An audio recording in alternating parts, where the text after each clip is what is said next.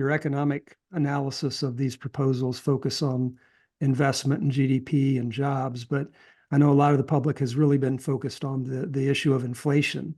Right.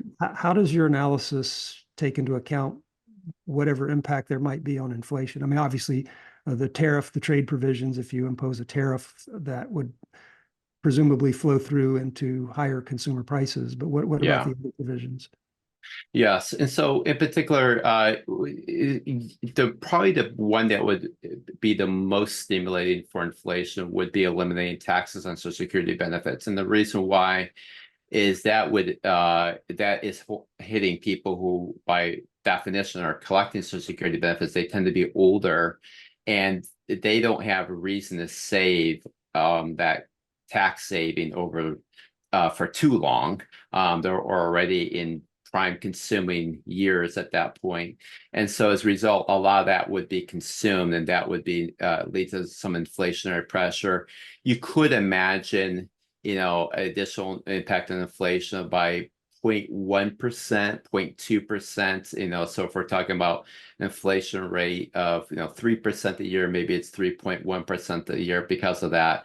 I don't expect it to be significant for that.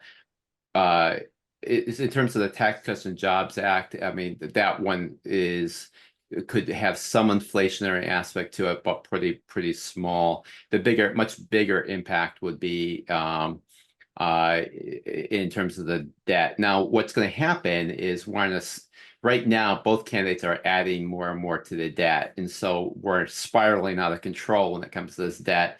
The real inflation story there is that at some point, the Federal Reserve has to monetize that debt, or we have to default. And so unless Congress takes serious action, does it soon, the central bank is going to have to monetize. And that's where the hyperinflation comes from.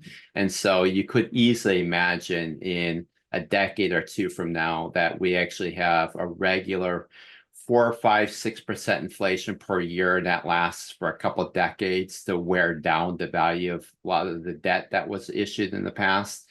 And that's really the optimistic scenario. You could actually have, if Congress still doesn't get its act together at that point, then you would actually have inflation, and on top of that inflation, and you could actually have a hyperinflation. Wouldn't the inflation, though, presumably push up interest rates? And if the government's paying a higher interest rate, I mean, in theory, you can outgrow the debt by having inflation. But if interest rates rise, in a similar manner, does that potentially offset? Oh, yeah. Especially given that the government borrowing is the duration of their assets is only about 6.5, 7 years. So they have to refinance. They have to roll over those assets, and they have to therefore finance at the new interest rate.